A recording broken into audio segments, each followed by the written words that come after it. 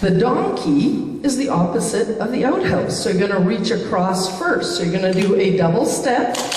Now you're going to touch across, then touch out, and touch across. Then you're going to do that with your right foot. Same thing. So one double step, you're going to touch across, touch out, touch across. Left foot, ready, and double step, touch across, touch out. Do it again. Couple more.